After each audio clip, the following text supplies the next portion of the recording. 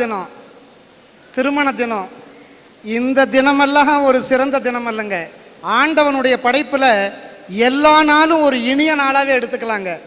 இப்போது பொதுவாக ஒரு திருமணத்துக்கு போகிறோமுங்க, அந்த திருமணத்தில் தாலி கட்டுறாங்களோ இல்லையோ எல்லாரும் எங்கே போயிடுறாங்க? டைனிங் ஹால் போயிடுறாங்க.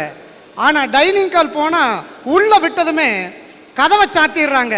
அந்த இடத்துல 50 பேர் நிற்கிறாங்க சார்.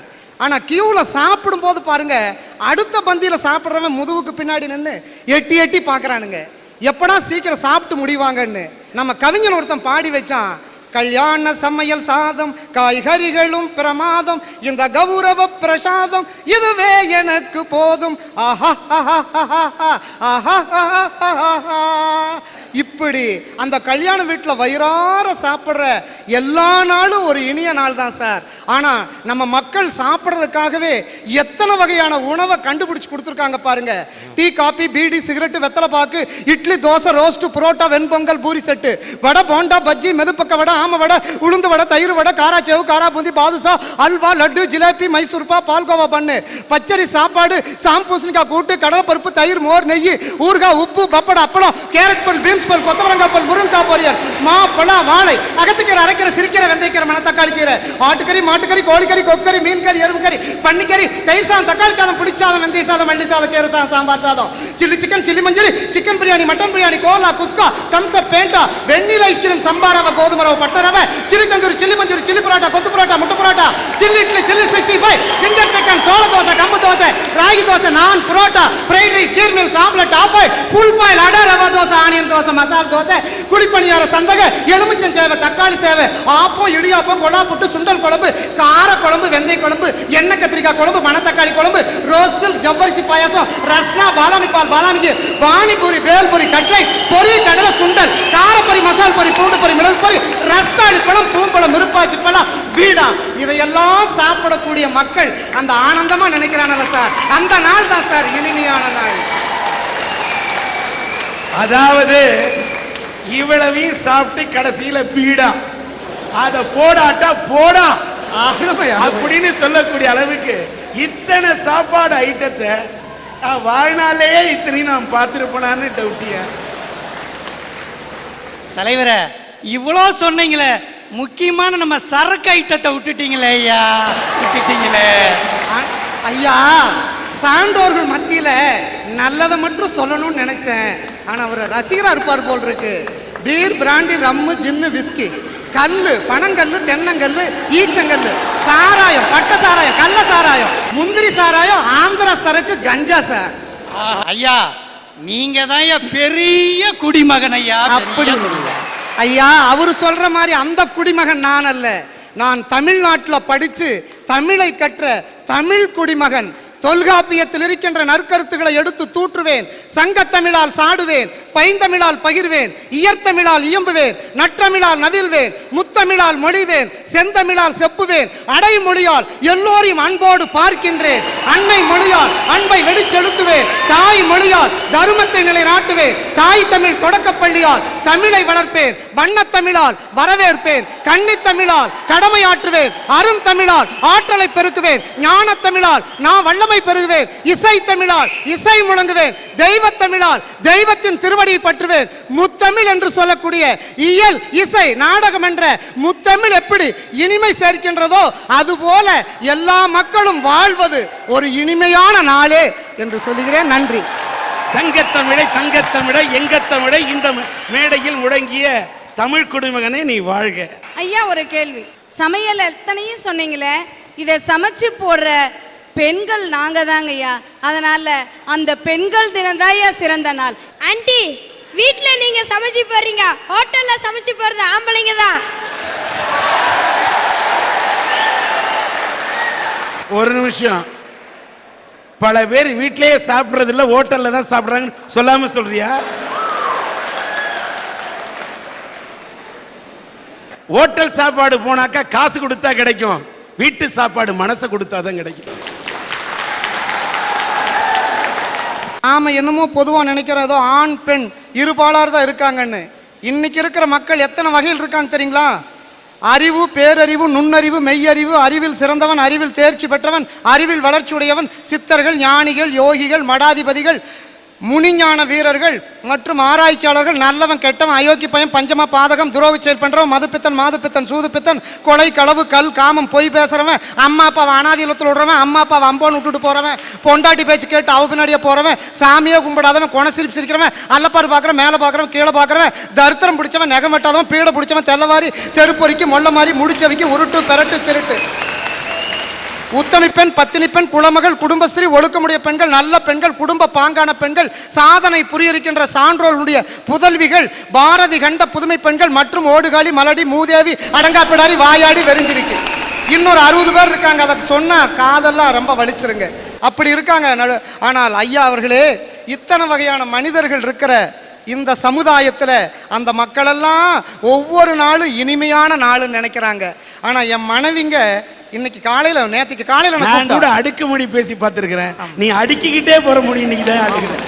வாழ்த்துக்கள் ஐயா. நேற்று காலையில மனைவி என்னை கூப்பிட்டா, மாமா இங்க வாங்க, பைப்பில் தண்ணி வந்து 4 நாள் ஆச்சுன்னா. அதுக்கு நான் என்னமா செய்யணும்னு, மாமா அந்த பெரிய குழாய் உடஞ்சி போச்சாமா, அதனால அரசாங்க லாரியில தண்ணி கொண்டு வந்து விடுறாங்க, போய் பிடிச்சிட்டு வாங்கன்னா. நானும் மனைவி சொன்னான்னு ஒரு குடத்தை கொண்டு போய் எம்டி குடத்தோடு நின்றுட்டு இருந்தேன். நல்ல தண்ணி லாரி வந்து அப்படி திரும்பி நின்று பைப்பை ஓப்பன் பண்ணி விட்டாம் பாருங்க. ஒரே ஆம்பளை பொம்பளை கூட்டம் முட்டி மோதி பிடிக்கிறாங்க. நானும் என் மனைவி சொன்னாங்கங்கிற நம்பிக்கையில உள்ள நுழைஞ்சு பிடிச்சனுங்க ஐயா. வெளியே வர்றேன், என் குடத்தையும் காணும், என் இடுப்பு வேட்டியும் காணும். பேந்த முடிச்சுட்டு போய் என் மனைவி முன்னாடி நின்ன. என் மனைவி சனியனே, நீ எல்லாம் எனக்கு வந்து வாழ்க்கப்பட்டு தொலைஞ்சன்னு அப்படி புடவை எடுத்து இடுப்புல சொருவின. என் மனைவி அந்த நல்ல தண்ணி லாரி நோக்கி ஓடுனாங்க. என்ன குடம் கூட இல்லாம ஓடுறாளேன்னு நானும் பின்னாடியே ஓடினேன். போன வேகத்துல மனைவி என்ன செஞ்சா தெரியுங்களா, மழன்னு அந்த நல்ல தண்ணி லாரி கூட்டத்துக்குள்ள நுழைஞ்சு 2 குடம் தண்ணீர் பரபரன்னு இது மாதிரி 6 வேட்டி உருவிட்டு வந்தாங்க. அப்படி உருவன வேட்டி 22 நீளம் போட்டு காஞ்சிட்டு இருங்க பாருங்க. என் மனைவிக்கு 2 குடம் தண்ணீர், இனிமையான நாள். எனக்கு 22 வேட்டி கிடைச்சதுங்க.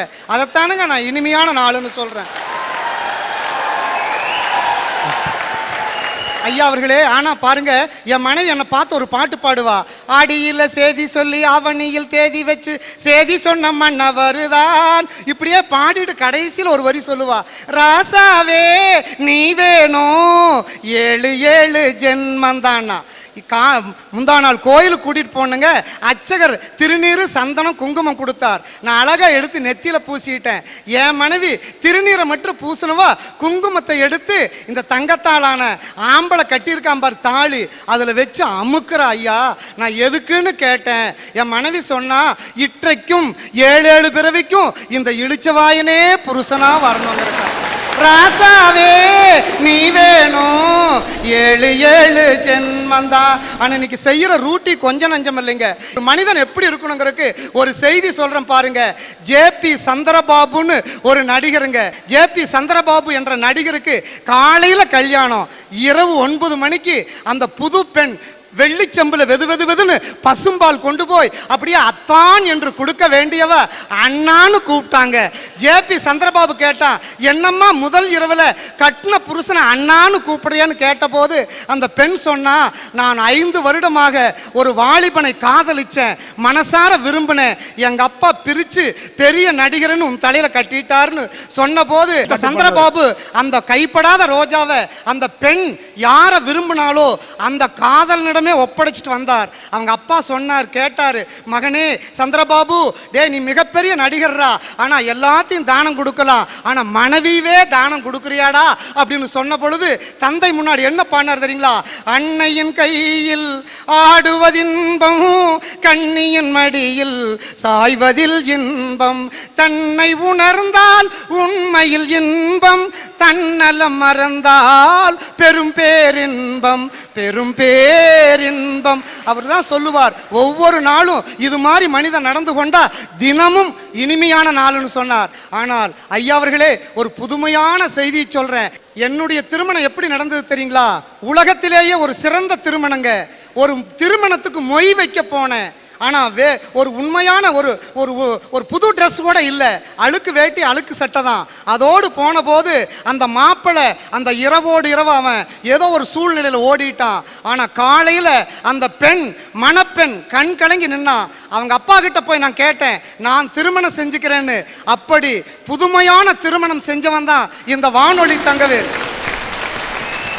அந்த இரவுங்க முதல் இரவு என் மனைவி அப்படியே அந்த முதல் இரவுல அழுதுகிட்டு இருந்தா.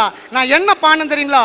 ஆகாய வீதியில் அழகான வெண்ணிலா அலங்கார தாரகையோடு அசைந்தூஞ்சல்லாடுதே, ஆனந்தம் தேடுதே.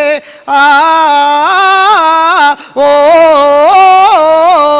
என்ற அந்த இரவு முதல் ஐயா அவர்களே, இன்று இருக்கக்கூடிய இந்த இரவு வரையிலும் ஒவ்வொரு நாளும் என் மனைவியோட இனிமையான நாளாத்தான் நான் கொண்டாடிட்டு வர்றேன். வாழ்க. ஆனா ஐயா, ஒரு புதுமையான செய்தியை இந்த சேலம் வாழ் மக்களுக்கு சொல்லி நான் விடைபெறேன். பாருங்க, உலகத்திலேயே உயர்ந்த நதியான நயாகரா நதி அமெரிக்காவில் இருக்கு. ஆனா அந்த என்ட்ரன்ஸ் நுழைவாசல்ல உலகமெங்கும் இருக்கக்கூடிய 3339 மொழியில் எழுதல, தமிழ் மொழியில தான் அந்த நயாகரா நதியினுடைய என்ட்ரன்ஸ் நுழைவாசல்ல அழகா ஒரு கல்வெட்டுல வருக வணக்கம்னு எழுதியிருக்கான். ஏன் தெரியுங்களா? இங்கிருந்து தமிழ்நாட்டு அறிஞர் ஒருத்தர் அங்க போனார், வெள்ளக்காரர் ஒருத்தர் அங்க நின்னார். ஐயா இங்க வாங்க, உலகத்திலேயே உயர்ந்த நதியான நயாகரா நதிக்கு முன்னாடி உங்கள் எழுத்தில் 26 ஆங்கில எழுத்துல வெல்கம் எழுதியிருக்கலாம், ஏன் எங்க தமிழ் மொழியில வருக வணக்கம் எழுதியிருக்கீங்கன்னு சொன்ன போது அந்த வெள்ளக்காரர் சொன்னார், ஐயா தமிழறிஞரே, உலகத்திலேயே உயர்ந்த நதியான நயாகரா நதி எங்கள் நாட்டிலே உள்ளது, உலகத்திலேயே உயர்ந்த மொழியான தமிழ் மொழி உங்கள் நாட்டிலே உள்ளது, உயர்ந்த நதியும் உயர்ந்த மொழியும் ஒன்றாக இணையட்டும் என்பதற்காக வருக வணக்கம் எழுதியிருக்காங்க. அப்படிப்பட்ட உலகமெங்கும் இருக்கக்கூடிய தமிழ் நெஞ்சங்கள், தமிழ் சான்றோர்கள், அந்த தமிழ் தாங்கிய நெஞ்சங்கள் மற்றும் உலகத்தில் இருக்கக்கூடிய அத்துணை மக்களும் ஆணும் பெண்ணும் எல்லோரும் பல்லாண்டு வாழட்டும் என்று சொல்லி வானிதழ் ஒன்செங்காந்தன் ஆம்பல் அனிச்சம் தன்கைய குவளை குறிஞ்சி வெச்சி செங்கோடுவேரி தேமா மணிச்சிகை உருதுநாறு அவிழ்கொத்து உந்துள் கூவிலம் எரிபுரை எருளம் சுள்ளி கூவிரம் வடவனம் வாகை வான் பூங்குடசம் எருவை செருவிலை மணிப்பூங்கருவிலை பைனி வாணி பல்லினர் குரவம் பசும்பிடி வகுலம் பல்லினர் காயா விரிமலர் ஆவிரை வேரல் சூரல் குறுகி புலை குறு நறுங்கண்ணி குறுகிலை மருதம் விரிப்பூங்கோங்கம் போங்கம் திலகம் தேங்கமிழ் பாதிரி செருந்தி அதிரல் பெருந்தன் செண்பகம் கரந்தை குளவி கடிக்கமல் களிமா தில்லை பாலை கல்லுவர் முல்லை புள்ளை பிடவம் சிறுமாரோடம் வாழை வள்ளி நீள் நல்ல தாளை தலவம் முள்தாட்டாமரை ஞாழல் மவ்வல் நருந்தன் கோகிடி சேடல் செம்மல் சிறு செங்குரளி கோடல் கைதை கொங்குமுதர் நறுவாலை காஞ்சி மணிக்குலைக்கல் நெய்தர் பாங்கர் மராம் பல்பூம் பிண்டி வஞ்சி பித்திகம் சிந்துவாரம் தும்பை துளாகை சுடற்பூந்தோன்றி நந்தி நரவம் நரும்புன்னகம் பாரம் வீரம் பைங்குறுங்கத்தி ஆரம் கால்வை கடியிரும் புன்னை நரந்தம் நாகம் நல்லூர் நாரி மாயிருங்குருந்தும் வேங்கையும் இந்த 99 மலர்களோடு என் உள்ளத்திலே இருந்து எழக்கூடிய அன்பு என்ற அந்த பூவையும் சேர்த்து 100 பூக்களோடு இந்த அரட்டையரங்க ரசிகர்களும் உலகெங்கும் இருக்கக்கூடிய தமிழ் மக்கள் பல்லாண்டு வாழட்டும் என்று சொல்லி எனது பணிவான கனிவான வணக்க மலர்களை காணிக்கை மலர்களாக்கி சமர்ப்பித்து நீங்கள் பல்லாண்டு வாழ வேண்டும் என்று சொல்லி இந்த அறிவின் பெட்டகம், அறிவின் களஞ்சியம், அறிவுக்கோர் துருவ நட்சத்திரம், அறிவுக்கோர் உலக கஜானாவின் அணைக்கட்டு பல்லாண்டு வாழட்டும் என்று சொல்லி என்னை எதிர்த்து பேசினாலும் இந்த பெண்ணுக்கு சில நாட்களில் திருமணம் ஆகட்டும் என்று வாழ்த்து உங்களிடமிருந்து விடைபெறுகிறேன். வாய்ப்புக்கு நன்றி நன்றி நன்றி நன்றி. வாழ்த்துக்கள். இந்த கனிமொழி, கவிமொழி, கண்ணல் மொழி, காவிய மொழி, தென்மொழி, தேன்மொழி, தெவிட்டாமொழி, தேயாமொழி, என்னுடைய சங்கத்தமிழ் தங்கத்தமிழ் கொண்டு சிங்கத்தமிழனாக உரையாற்றிய தங்கவேலே நீ வாழ்க வாழ்க. அஸ்வினி பரணி கிருத்திகை ரோகிணி மிருகசித்தம் திருவாதிரை புனர்பூசம் பூசம் மாயில்யம் மகம் உத்திரம் அத்தம் சித்திரை சுவாதி விசாகம் அனிச்சம் கேட்டை மூலம் பூராடம் உத்திராடம் திருவோணம் அவிட்டம் சதயம் பூரட்டாதி உத்திரட்டாதி ரேவதி என்று அத்தனை 27 நட்சத்திரங்களையும் பாராயணம் செய்து மேஷம் ரிஷபம் மிதுனம் கடகம் சிம்மம் கன்னி துலாம் விருச்சிகம் தனுசு மகரம் கும்பம் மீனம் என்று 12 ராசிகளையும் கத்தறிந்து பாரப்பா பகலவனும் தனிசை பாம்பு ரெண்டும் பகருகின்ற இக்கோள்கள் ஆறில் நிற்க கூறப்பா குமரனவனை கண்டால் குமலகத்தில் புலி கண்ட பசு போல் ஆவர் என்று என்னுடைய புலிப்பாணி பாடினானே அத்தனை கோள்களை பற்றி படித்த நான் என்னுடைய தமிழ் என்னுடைய செவ்வாயை என்னுடைய தமிழ் தாயை போற்றிய உன்னுடைய இதழ் வாழ்க என்று இந்த ரோஜா இதழ் கொண்டு வாழ்த்துகிறேன்.